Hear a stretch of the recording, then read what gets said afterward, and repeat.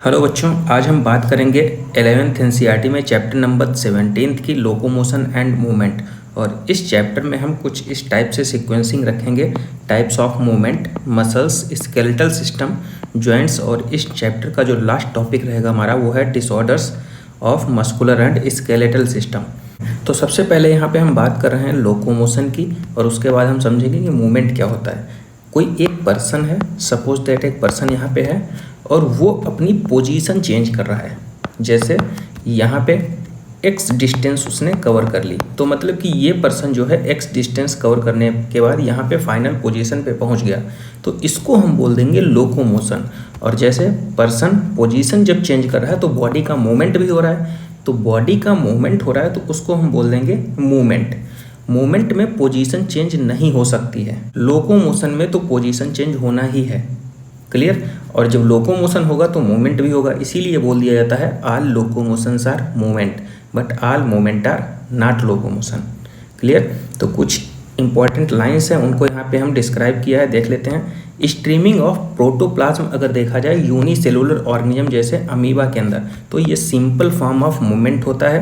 देखो कह रहा है some of the movement result change of the location. अगर लोकेशन चेंज हो रही तो उसको क्या बोल देंगे हम, लोकोमोशन। जैसे अभी यहाँ पे बताया ना कि ये पर्सन यहाँ पे पहुँच जा रहा है, लोकेशन चेंज कर रहा है, तो उसको क्या बोल दे रहे हैं हम, locomotion.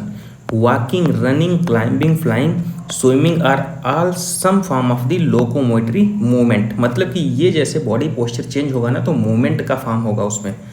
Locomotion, locomotory structure need not be different from those affecting other type of movement. यहाँ पे देखो पैरामीशियम की अगर हम बात करते हैं तो जो सीलिया होती है ना, मूवमेंट में भी हेल्प करती हैं, और food through the cytopharynx. Clear. तो locomotion and movement of food through the cytopharynx, ये पैरामीशियम में हो गया सीलिया का फंक्शन।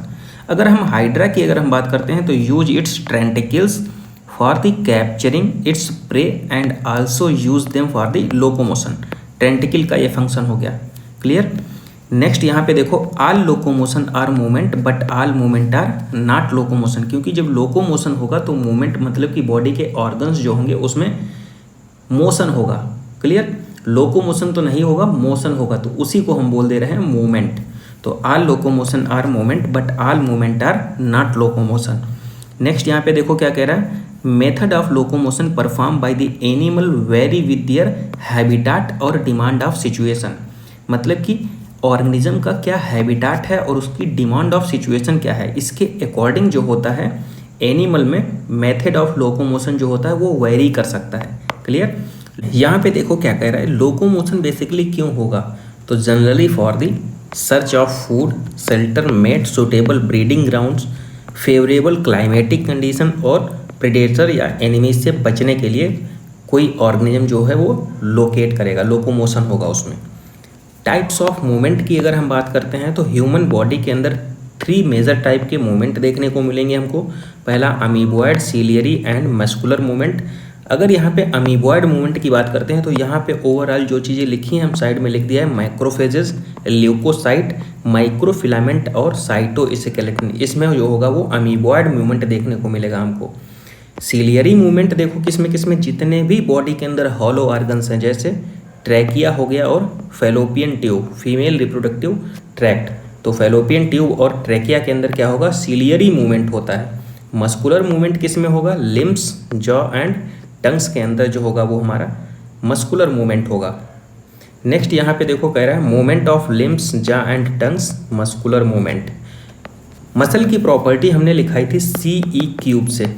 क्लियर। कॉन्ट्रैक्टिबिलिटी, एक्साइटेबिलिटी करके, ठीक है। तो कॉन्ट्रैक्टाइल प्रॉपर्टी जो मसल्स की होती है वो उसमें effective use for the locomotion. कौन सी, contractile property, majorly of the multicellular organism के अंदर। यहाँ पे बात कर रहे हैं हम मसल के बारे में, तो देखिए इसमें कौन कौन सी लाइनें इंपॉर्टेंट है। Flagellar movement help in the swimming of the spermatozoa, maintenance of the water current in the canal system of the sponges, क्योंकि स्पंज में वाटर कैनाल सिस्टम पाया जाता है ना। Locomotion of the protozoans like the Euglena. Muscle specialised tissue होते हैं जिनकी origin कैसी रहती है, मीजोडर्मल ऑरिजिन होती है मसल्स की, और ओवरऑल 40 से 50% जो वेट होता है बॉडी के अंदर वो मसल का ही रहता है। क्लियर। और इनकी प्रॉपर्टी कौन कौन सी होती हैं? Excitability, contractibility, extensibility and elasticity. तो CE³ से हमने इसी को बताया था याद करने के लिए। C से क्या हो गया? कॉन्ट्रैक्टाइबिलिटी। एक E से क्या है? एक्साइटेबिलिटी, फिर एक्सटेंसिबिलिटी, फिर इलास्टिसिटी। ये मसल की प्रॉपर्टी है। और ऊपर हमने क्या बताया था? कॉन्ट्रैक्टाइल प्रॉपर्टी होती है मसल की, वो लोकोमोशन में हेल्प करती है, कॉन्ट्रैक्टाइल प्रॉपर्टी। नेक्स्ट देखो यहाँ पे क्या कह रहा है, muscle have been classify using different criteria namely locomotion, appearance and nature of regulation of their activity. तो इनके बेस पे मसल को क्लासीफाई भी किया गया है। तो सबसे पहले देखो based on their location, location के बेस पे अगर मसल को क्लासीफाई करना हो तो सबसे पहले देखो स्केलेटल मसल हमारे स्केलेटल ऑर्गन्स में, लिम्स में पाई जाएंगी, विसरल ऑर्गन्स में, हॉलो ऑर्गन्स में पाई जाएंगी, मतलब कि इंटरनल ऑर्गन्स में, विसरल ऑर्गन्स में, और कार्डियक मसल्स हमारे हार्ट के अंदर पाई जाएंगी। तो ये लोकेशन के बेस पे कौन कौन सी? Skeletal, visceral and cardiac muscles. Skeletal muscle की अगर हम बात कर रहे हैं यहाँ पे देखो इधर हमने साइड में लिख दिया बेस्ड ऑन दी लोकेशन। तो लोकेशन के बेस पे 3 टाइप की, skeletal, visceral and cardiac muscle. Appearance के बेस पे तो स्ट्रिएटेड, नॉन स्ट्रिएटेड और स्मूथ मसल बोल सकते हैं। और नेचर के बेस पे तो वॉलेंट्रिक और इनवॉलेंट्रिक मसल। तो ओवरऑल यहाँ पे आपको देख लेना कि किस बेसिस पे वो पूछ रहा है। सबसे पहले यहाँ पे हम स्केलेटल मसल की बात कर ले रहे हैं। तो skeletal components of the body, strip मतलब स्ट्रिएटेड अपीयरेंस होता है, लाइनिंग बनी रहती है मसल में इस टाइप से, तो स्ट्रिएशन प्रेजेंट रहता है। और देखो इसीलिए इनको बोल दिया जाता है स्ट्रिएटेड मसल्स। और इनकी एक्टिविटी को हम अपने आप से कंट्रोल कर सकते हैं। तो activity are under the voluntary control of the nervous system, इसीलिए इनको बोला जाता है voluntary muscle. Clear. Primary involve in the locomotion, action and the change of the body posture, limbs में पाई जाती हैं। नेक्स्ट यहाँ पे देखो क्या कह रहा है, विसरल मसल्स। तो सेकेंड नंबर पे हम पढ़ेंगे विसरल मसल्स। तो हॉलो विसरल ऑर्गन्स में पाई जाती हैं, जैसे एलिमेंट्री कैनाल, रिप्रोडक्टिव ट्रैक्ट। और इनको हम अपने अकॉर्डिंग मूवमेंट नहीं करा सकते हैं। तो they do not exhibit any striation. पहली बात तो इसमें स्ट्रिएशन प्रेजेंट नहीं रहता, इस टाइप से रहती हैं, फ्यूजी फॉर्म अपीयरेंस रहता है, दोनों इंड क्लोज रहते हैं, टेपरिंग इंड रहते हैं। क्लियर। तो ये भी याद रखिए, कोई स्ट्रिएशन प्रेजेंट नहीं रहता, नॉन स्ट्रिएटेड मसल बोलते हैं इनको, स्मूथ मसल्स। और इनको अपने अकॉर्डिंग हम मूवमेंट नहीं करा सकते हैं, not under the voluntary control of the nervous system, इसीलिए इनको इनवॉलेंट्रिक मसल बोला जाता है। क्लियर। तो देखो transportation of food through the digestive tract and the gamete through the genital tract, ये इसके एग्जाम्पल हो जाएंगे। नेक्स्ट जो हमारी मसल है वो है कार्डियक मसल। कार्डियक नाम से क्या पता चल रहा है कहाँ पे पाया जा रहा है? हार्ट के अंदर, muscle of the heart. Clear. इसमें देखो ब्रांचिंग पैटर्न होता है, ब्रांच्ड होती हैं ये मसल्स, स्ट्रिएटेड होती हैं और इनवॉलेंट्री होती हैं, क्योंकि कार्डियक मसल को हम अपने अकॉर्डिंग मूवमेंट नहीं करा सकते ना। Nervous system does not control their activity directly. और ये मसल में एक चीज़ और याद रखिए, जैसे मसल्स होती हैं तो इनके बीच में ये डार्क कलर का पैटर्न देखने को मिलता है, इसको हम बोल देते हैं इंट्राकैलेटेड डिस्क। तो इंट्राकैलेटेड डिस्क कार्डियक मसल का फीचर होते हैं कम्युनिकेशन के लिए। यहाँ पे देखो क्या कह रहा है, each organised skeletal muscle in our body is made up of number of muscle bundle, इन्हीं को हम फैसिकल्स बोल देते हैं, held together by a common collagenous connective tissue, और उस कोलेजनस कनेक्टिव टिश्यू को हम फैसिया बोलते हैं। चलिए समझते हैं। देखो जैसे ये 2 स्ट्रक्चर हमने बना रखी है, क्लियर। और इसमें जो रेड कलर से डॉटेड स्ट्रक्चर हमने बनाया है, सर्किल छोटे छोटे, वो क्या है? Muscle fibre. और मसल फाइबर को ही बोल देते हैं मसल सेल्स, जो रेड कलर से हमने अपीयरेंस दिखाया है यहाँ पे। तो बहुत सारे ये मिलके क्या बना रहे हैं? Muscle fibre. क्लियर। और आपस में ये देखो जिनके अंदर है, इसको सराउंड कौन कर रहा है? Muscle bundle. ठीक है। देखो मसल फाइबर आपस में मिलके क्या बना रहे हैं? Muscle bundle. और मसल बंडल को ही क्या बोल दे रहे हैं? फैसिकल्स। क्लियर। अब देखो फैसिकल्स आप ये अलग अलग फैसिकल्स है ना, इनको आपस में कनेक्ट कर रही एक कोलेजिनस कनेक्टिव टिश्यू लेयर, इसको हम बोल दे रहे हैं फैसिया। फिर से समझिए, ये जो रेड कलर से हमने दिखाया वो है मसल फाइबर या मसल सेल्स, और इनको एक साथ मिलके क्या बोलेंगे हम? फैसिकल्स या मसल बंडल। और 2 मसल बंडल को आपस में ज्वाइंट कर रही एक कोलेजिनस कनेक्टिव टिश्यू लेयर, इसको हम बोल दे रहे हैं फैसिया। क्लियर। यहाँ पे देखो आप लोग देख सकते हैं ये मसल फाइबर है, देखो ये सर्किल सर्किल, और इसको सराउंड कर रही ये जो अलग अलग लेयर हैं ये क्या है, फेसिकल मसल बंडल। और दो मसल बंडल को आपस में कनेक्ट कौन कर रहा है, यहाँ पे देखो ये फेसिया, ये कनेक्टिव टिश्यू है, कोलेजिनस कनेक्टिव टिश्यू। क्लियर। अब यहाँ पे देखो क्या कह रहा है, lined by the plasma membrane sarcolemma होगा, और अगर फ्लूइड की बात कर रहा है तो बोल देंगे हम सार्कोप्लाज्म। मसल फाइबर जो होता है उसमें सिंसाइसियम कंडीशन होती है। सिंसाइसियम कहने का मतलब क्या होता है, multi nucleated condition. Endoplasmic reticulum को ही क्या बोलते हैं हम, सार्कोप्लाज्मिक रेटिकुलम। और ये सार्कोप्लाज्मिक रेटिकुलम जो होता है स्टोर हाउस होता है कैल्शियम आयन का। यहाँ पे देखो पैरेलली अरेंज फिलामेंट को हम बोल दे रहे हैं मायोफिलामेंट या myofibril. Each myofibril has alternate dark and light band होते हैं। Myofibril has established that the striation appearance due to the distribution pattern of two important protein। वो important प्रोटीन कौन कौन सी है, एक्टिन एंड मायोसिन। क्लियर। तो यहाँ पे देखो, यहाँ पे जैसे ये मायोफाइब्रिल हमने बना रखा है, अल्टरनेट पोजीशन पे देखो ये डार्क है, फिर लाइट, फिर डार्क, फिर लाइट, फिर डार्क, ऐसे डार्क लाइट दिखाया है, यहाँ पे अपीयरेंस दिखाया गया है। तो जो लाइट बैंड है ना वो एक्टिन प्रोटीन की वजह से एक्टिन रखता है, लाइट को ही आई बैंड बोलते हैं, आइसोट्रोपिक बैंड बोलते हैं, और एक्टिन प्रोटीन रखता है। तो लाइट बैंड में क्या याद रखना है, लाइट बैंड में I band contain actin protein और आइसोट्रोपिक बैंड होते हैं। डार्क में क्या याद रखना है, एन आइसोट्रोपिक होता है ए बैंड और कंटेन मायोसिन प्रोटीन। क्लियर। तो यहाँ पे अल्टरनेशन हमको देखने को मिल रहा है एक्टिन और मायोसिन प्रोटीन की वजह से। देखो ये क्या लिखा है, आई बैंड को बाइसेक्ट कौन करता है, जेड लाइन, अभी इसमें दिखाएंगे हम आपको। और बिटवीन टू जेड लाइन के बीच की डिस्टेंस को हम क्या बोल दे रहे हैं, सार्कोमियर। देखो यहाँ पे ये दो जेड लाइन है, इसके बीच की डिस्टेंस को हम क्या बोल दे रहे हैं, सार्कोमियर। फंक्शनल यूनिट होती है मसल कॉन्ट्रैक्शन की। देखो यहाँ पे लिखा भी है functional unit of the muscle contraction. कौन सा एरिया है जो ओवरलैप नहीं करता है, तो वो एच जोन है। तो इसको भी याद रखिए, ये जो एच जोन है मसल को कॉन्ट्रैक्शन होता है तो केवल यही एरिया है जो ओवरलैप नहीं करता है, नॉन ओवरलैपिंग एरिया। देखो not overlapped by thin filament called H zone. Functional unit को क्या बोल दिया जाता है, सार्कोमियर। ये दो सक्सेसिव जेड लाइन के बीच की डिस्टेंस को डिस्क्राइब करता है। और एम लाइन देखो क्या है, the thick filament in the A band also held together by the middle of this band by the thin fibrous membrane called M line. यहाँ पे स्ट्रक्चर ऑफ कॉन्ट्रैक्टाइल प्रोटीन की अगर हम बात कर रहे हैं तो ईच एक्टिन जो कि हमारा थिन फिलामेंट को रिप्रेजेंट करता है वो दो एफ एक्टिन से मिलके बना होता है। और each F actin is the polymer of the monomeric globular actin. Clear. तो two filament of another protein tropomyosin run close to the F actin throughout the length. A complex protein troponin is distributed at regular interval on the tropomyosin.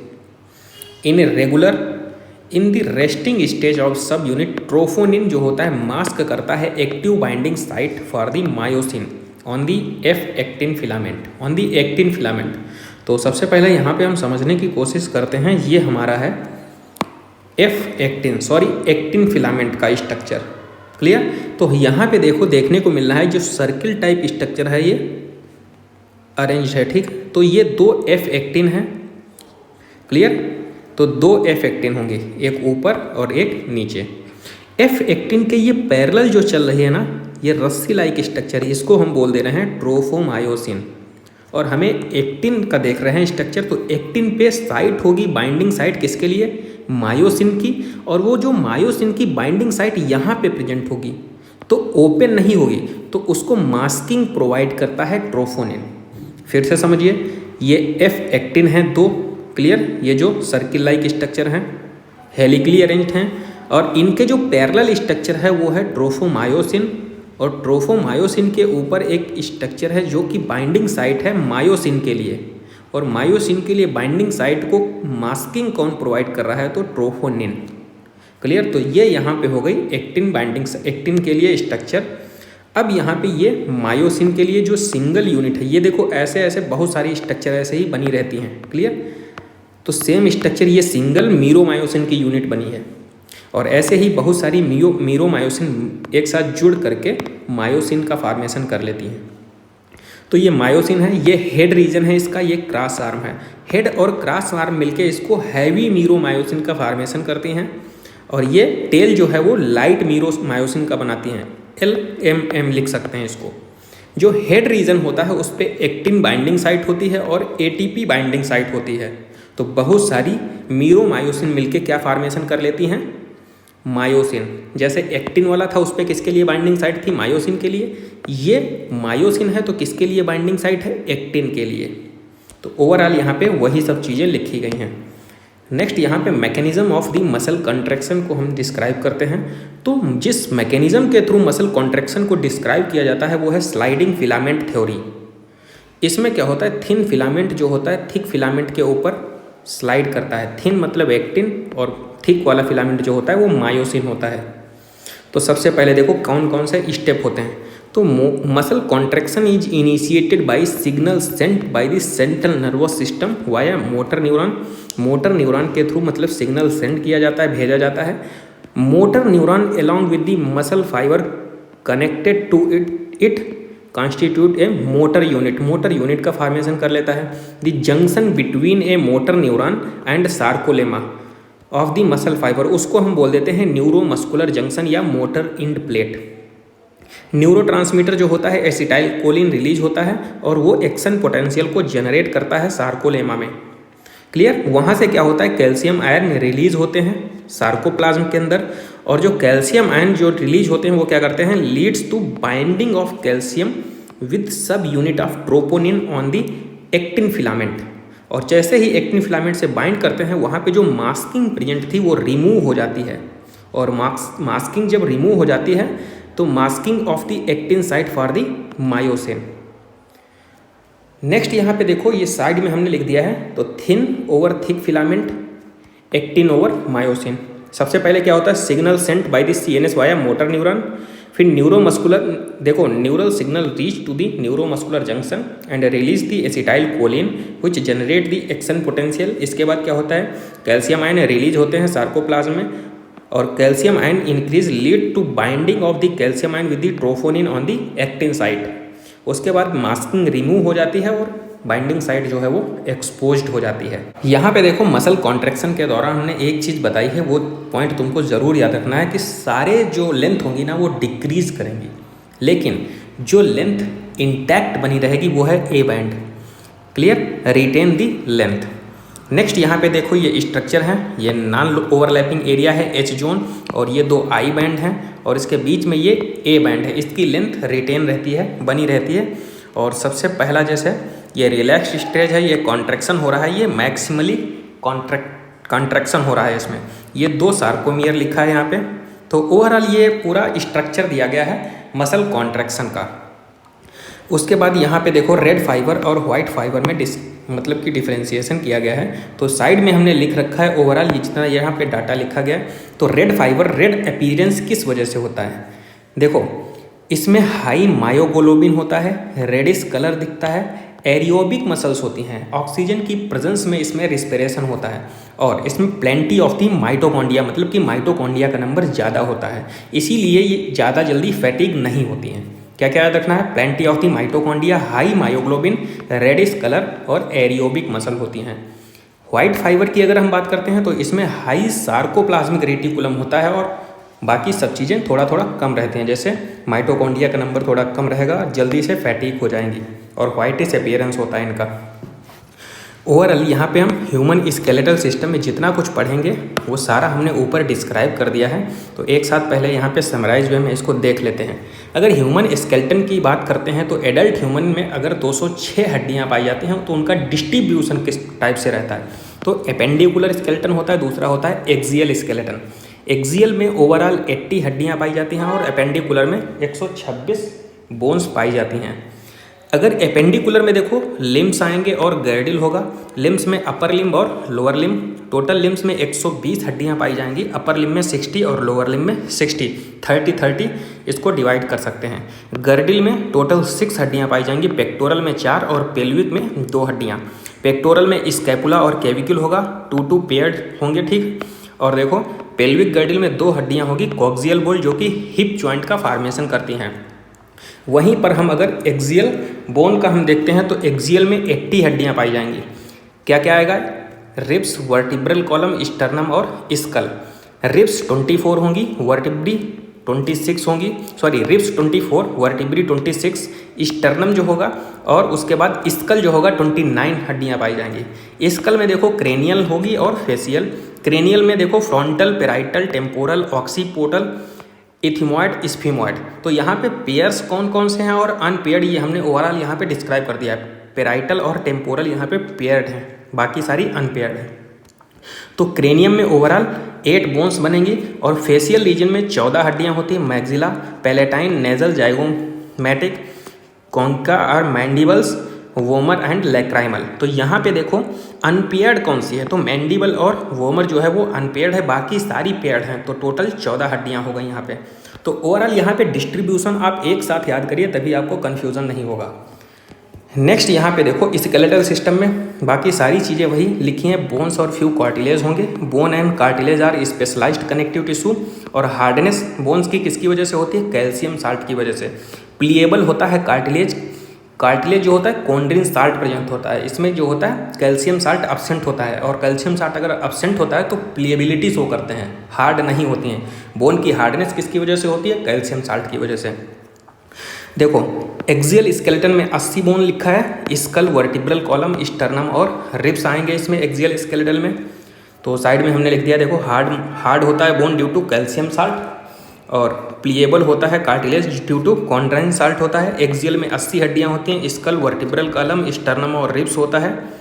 Vertebral column में देखो clavicle, thoracic, lumbar, sacral and coccygeal bones होती हैं। Cervical 7 होती हैं, thoracic 12, lumbar 5 होती हैं, sacral 1 और coxal 1 होती है। तो यहाँ पे जो स्ट्रक्चर दी है तो ओवरऑल नंबर हमने ऑलरेडी यहाँ पे डिस्क्राइब कर दिया, यहाँ से आप लोग देख सकते हैं इसको। यहाँ पे आप लोग इस स्ट्रक्चर थे बोन की पोजीशन को भी यहाँ पे डिस्क्राइब किया गया है, वो आप लोग अच्छे से देख सकते हैं। Sphenoid bone, ethmoid bone, lacrimal, nasal, zygomatic, maxilla, और ये बोन जो मैंडिबल बोन है बॉडी के अंदर, यही बोन जो है वो मूवेबल होती है, तो इसको भी याद कर लीजिए। मैंडिबल जो होती है अनपेयर्ड होती है और ये सिंगल बोन है जो मूवेबल होती है बॉडी के अंदर। हायर्ड बोन याद रखना है आपको, ये यू शेप होती है और एक ऐसी बोन होती है जिसका कोई भी आर्टिकुलेशन नहीं होता है, किसी भी बोन के साथ अटैच नहीं रहती, नो आर्टिकुलेशन, तो हायर्ड बोन होता है यू शेप। नेक्स्ट यहाँ पे देखो क्या कह रहा है, सेम टू सेम वही चीज़ लिखी है। Single U shape bone called hired is present at the base of the buccal cavity is also included in the skull, और स्कल में काउंट की जाती है। 3 टीनी बोन्स होती हैं, मैलियस, इनकस, स्टेप्स, ये ईयर ऑस्किल्स का फॉर्मेशन करते हैं, और सबसे छोटी हड्डी जो है वो स्टेप्स होती है। वर्टिब्रल कॉलम ऑलरेडी हमने डिस्कशन कर लिया है। Cervical 7, thoracic 12, lumbar 5, sacral 1 fuse होती है, कॉक्सियल 1 ये भी फ्यूज होती है। अब यहाँ पे देखो each vertebra has a central hollow portion, neural canal होती है, उसके अंदर से स्पाइनल कॉर्ड पास होती है। हर एक वर्टिब्री के अंदर एक हॉलो कैनाल होती है जिसको न्यूरल कैनाल बोलते हैं, उसके अंदर से स्पाइनल कॉर्ड पास होती है। क्लियर? यहाँ पे ये फिगर दे सकते हैं। सर्वाइकल नेक रीजन में 7 हो गई वर्टिब्री, थोरैसिक 12, लंबर 5 हो गया, ये इंटरवर्टिब्रल डिस्क होती है, ये सैक्रल 1 है, कॉक्सियल 1 हो गई। यहाँ पे ये ओवरऑल ये डाटा यहाँ पे लिखा जो हमने साइड में लिख दिया है। Sternum is a flat bone on the vertical middle line of the thorax. तो ओवरऑल सारी फ्लैट बोन आपको एक साथ याद कर लेना है। फ्लैट बोन कौन कौन सी हैं? RSS से याद कर सकते हैं, स्टर्नम, रिब्स और स्कैपुला, ये फ्लैट बोन को डिस्क्राइब करती हैं। देखो आगे स्टर्नम होता है और पीछे वर्टिब्रल कॉलम होता है। अगर हड्डियाँ स्टर्नम और वर्टिब्रल कॉलम दोनों से अटैच होंगी तो उनको हम बोल देंगे ट्रू रिब्स, और ट्रू रिब्स को बोलते हैं vertebrochondral ribs, sorry vertebrosternal ribs. ठीक है, तो ये 1 से 7 पेयर होती हैं, 1 से 7 नंबर तक पेयर्ड। ठीक है, और अगर फॉल्स रिब्स मतलब कि केवल वर्टिब्रल कॉलम से जुड़ी होती हैं, स्टर्नम से नहीं जुड़ी रहती हैं, लास्ट वाली वर्टिब्री से जुड़ी रहती हैं, तो इनको हम बोलते हैं वर्टिब्रोकॉन्ड्रल रिब्स। तो 8, 9 और 10 ये होती हैं फॉल्स रिब्स। और देखो फ्लोटिंग रिब्स का नंबर क्या होता है? 11 और 12। तो ओवरऑल यहाँ पे वही चीज़ें लिखी हैं। देखो और हाइलिन कार्टिलेज से ये आपस में ज्वाइंट रहती हैं, बाइसिफेलिक होती हैं। देखो यहाँ पे क्या लिखा है, वर्टिब्रोकॉन्ड्रल किसे बोलते हैं? False ribs. 2 paired 11th and 12th ribs होती हैं, not connected ventrally and therefore called floating ribs. और थोरैसिक वर्टिब्री, स्टर्नम ये आपस में मिलकर रिब केज का फार्मेशन करते हैं। तो रिब केज का फार्मेशन कौन करता है? आरटीएस से याद कर सकते हैं। रिब केज का फार्मेशन थोरेसिक वर्टिब्री और स्टर्नम मिलके करते हैं। क्लियर? ये यहाँ पे आप लोग देख सकते हैं, ये आगे क्या है? स्टर्नम, साइड में रिब्स हैं, वर्टिब्रल कॉलम है, और ये फॉल्स रिब्स हैं 8, 9, 10 और 11, 12 फ्लोटिंग है। 1 से 7 पेयर कौन सी हैं? True ribs. ये एक साइड का पेक्टोरल गर्डिल अपर आर्म का दिया गया है। ये साइड में ये जो हॉरिजेंटल बोन है ना, ये क्लेविकल को डिस्क्राइब कर रहा है। बॉडी के अंदर एक ही बोन ऐसी है जो हॉरिजेंटल प्रेजेंट है, वो है हमारा क्लेविकल, और इसी को बोल देते हैं beauty bone of the body. ये स्कैपुला है, ये देखो ट्राइंगुलर शेप स्ट्रक्चर बनाता है। लोकेटेड कहाँ पे रहता है? 2nd and 7th रिब्स के बीच में लोकेटेड रहता है, और ट्राइंगुलर बोन होती है, फ्लैट बोन। ये सिंगल ह्यूमरस है। रेडियस एक हो गया अल्ना, कार्पल्स, मेटाकार्पल्स एंड पेलेंजेज को याद कर सकते हैं। 8 कार्पल्स हो गई, मेटाकार्पल्स 5 हो गई, और पेलेंजेज 14th हो गई। ये लोअर लिम्ब का एक साइड हिस्सा बना है। तो ये कॉक्सियल बोन है। कॉक्सियल बोन हिप बोन बोलते हैं इसको। इलियम, इस्चियम और प्यूबिस के फ्यूजन से बनती हैं। Coxal bone, hip bone formed by the fusion of ilium, ischium and pubis. ये फीबर हो गई, फीमर सिंगल होती है, पेटेला, ठीक है, नी कैप बोलते हैं इसको। Tibia, fibula single single. Tarsals यहाँ पे 7 होती हैं, वहाँ पे कार्पल्स कितनी थी? 8। तो 7, 5 और 14 हो जाएगा नीचे। तो ओवरऑल यहाँ पे भी 30 तो 60 हो जाएगी, टोटल 120 हो जाएंगी। अपर और लोअर लिम्ब को मिला के 120 हो जाएंगी। कुछ इंपॉर्टेंट लाइन लिखी हैं, जैसे यहाँ पे देखो, एक कप से bone card patella, cap knee cap ventrally आगे की तरफ होता है, ठीक है। और एग्जाम में कभी कभी पूछ देता है, यहाँ पे लिख देता है डॉर्सली, तो स्टेटमेंट इनकरेक्ट हो जाता है। Scapula is a largest triangular bone होती है, 2nd and 7th रिब्स के बीच में प्रेजेंट रहती है। ये हमने ऑलरेडी लिखा दिया है ऊपर। कुछ इंपॉर्टेंट लाइन है, उसको जरूर देखिए। The dorsal flat triangular body of scapula has slightly elevated ridge, उसको क्या बोलते हैं हम? Spine, which projected as the flat expanded process called एक्रोमियान। ये कैविटी होती है, और इससे क्या होता है? क्लेविकल आर्टिकुलेट करता है। क्लियर? रिज की बात करते हैं तो स्पाइन होता है, और एक्सपेंडेड प्रोसेस का क्या होता है? एक्रोमियान, जिसे क्लेविकल आर्टिकुलेट करता है। ग्लिनोइड कैविटी जो होता है आर्टिकुलेट करता है हेड ऑफ ह्यूमरस से, और हेड ऑफ ह्यूमरस से आर्टिकुलेट करता है तो शोल्डर जॉइंट का फॉर्मेशन करता है। क्या हमने बोला? ग्लिनोइड कैविटी जो होता है हेड ऑफ ह्यूमरस से आर्टिकुलेट करता है। यहाँ पे देखो, ये इस वाले पोर्शन की बात कर रहा है, तो हेड ऑफ ह्यूमरस से आर्टिकुलेट करेगा, शोल्डर जॉइंट का फॉर्मेशन कर देगा। Clear? Clavicle is a long slender bone of 2 curvature, this bone is commonly called collar bone. Clavicle को बोल रहा है। अब देखो नीचे, ये तो अपर लिम्ब में होगा, अब लोअर लिम्ब्स की बात कर लेते हैं। तो कॉक्सियल बोन हमने क्या बताया? इलियम, इस्चियम एंड प्यूबिस के फ्यूजन से बनती है coxal bone. Hip bone at the point of fusion, जहाँ पे फ्यूजन होता है तो वहाँ पे एक कैविटी बन जाती है, उस कैविटी को बोलते हैं एसिटाबुलम, और एसिटाबुलम कैविटी से ही थाई बोन आर्टिकुलेट करती है। 2 half of the pelvic girdle meet ventrally to form the pubic symphysis containing fibrous cartilage। मतलब कि यहाँ पे कोई मूवमेंट नहीं पॉसिबल हो पाता है। अब यहाँ पे जो लास्ट टॉपिक है वो हमारा ज्वाइंट है। 3 टाइप के हम ज्वाइंट पढ़ेंगे, एक तो फाइब्रस ज्वाइंट, दूसरा कार्टिलेजिनस एंड तीसरा साइनोवियल। फाइब्रस ज्वाइंट में कोई मूवमेंट नहीं होता है। अगर कोई मूवमेंट नहीं होगा तो उसको हम बोल देंगे फाइब्रस ज्वाइंट। देखो, जैसे डेंस फाइब्रस कनेक्टिव टिश्यू से बनेंगे, जैसे क्रेनियम होगा ब्रेन रीजन में। कार्टिलेजिनस ज्वाइंट जो होता है उसमें लिमिटेड मूवमेंट होता है, जैसे वर्टिब्री के बीच में, adjacent to the vertebrae, vertebral column. और साइनोवियल ज्वाइंट जो होता है वहाँ पे अनलिमिटेड मूवमेंट, साइनोवियल फ्लूइड भरा रहता है कैविटी के बीच में। कंसीडरेबल मूवमेंट की बात कर रहा है, मतलब कि अपने अकॉर्डिंग, तो बोलेंगे साइनोवियल ज्वाइंट। और साइनोवियल ज्वाइंट में हम कुछ इंपॉर्टेंट एग्जाम्पल पढ़ेंगे, वो एग्जाम पॉइंट ऑफ व्यू से बहुत इंपॉर्टेंट है। जैसे बाल एंड सॉकेट टाइप का ज्वाइंट जो होता है ह्यूमरस एंड पेक्टोरल गर्डिल के बीच में पाया जाएगा। हिंज ज्वाइंट जो होता है नी ज्वाइंट होता है। पाइवॉट किसके किसके बीच में? एटलस एंड एक्सिस के बीच में। एटलेंटो एक्सियल ज्वाइंट भी बोलते हैं पाइवॉट ज्वाइंट को। ग्लाइंडिंग ज्वाइंट जो होता है वो कार्पसल्स के बीच में पाया जाएगा। और सिडल ज्वाइंट जो होता है कार्पसल्स और मेटाकार्पसल्स थंब के बीच में पाया जाएगा। तो ये ओवरऑल हमने साइनोवियल ज्वाइंट के एग्जाम्पल को पढ़ लिया है, और फाइब्रस ज्वाइंट और कार्टिलेजिनस ज्वाइंट को भी समझ लिया है। जो लास्ट टॉपिक इसमें है वो है हमारा डिसऑर्डर्स। डिसऑर्डर्स इसमें बहुत इंपॉर्टेंट है। हर एक फिजियोलॉजी के हर एक चैप्टर में डिसऑर्डर्स आते हैं, और 1-2 क्वेश्चन डिसऑर्डर से जरूर पूछ लेता है। तो डिसऑर्डर्स की बात कर लेते हैं। तो माइस्थीनिया ग्रेविस क्या होता है? ऑटो इम्यून डिसऑर्डर होता है। ये देखो न्यूरोमस्कुलर जंक्शन को अफेक्ट करता है, लीडिंग टू फैटिग, और पैरालिसिस हो जाती है स्केलेटल मसल की। मस्कुलर डिस्ट्रॉफी जो होता है इसमें क्या होता है, degeneration of the skeletal muscles, और ये जेनेटिक डिसऑर्डर होता है। टिटैनी में क्या होता है, रैपिड स्पैम वाइड कंट्रैक्शन होता है due to low calcium ion in the body fluid. Arthritis देखो जिसमें लास्ट में आइटिस आ जाता है, उसमें इन्फ्लेमेशन हो जाता है, और अर्थ मतलब कि जॉइंट्स में इन्फ्लेमेशन हो रहा है। ऑस्टियोपोरोसिस जो होता है एज रिलेटेड डिसऑर्डर होता है, decrease the body bone mass and increase the chance of fracture.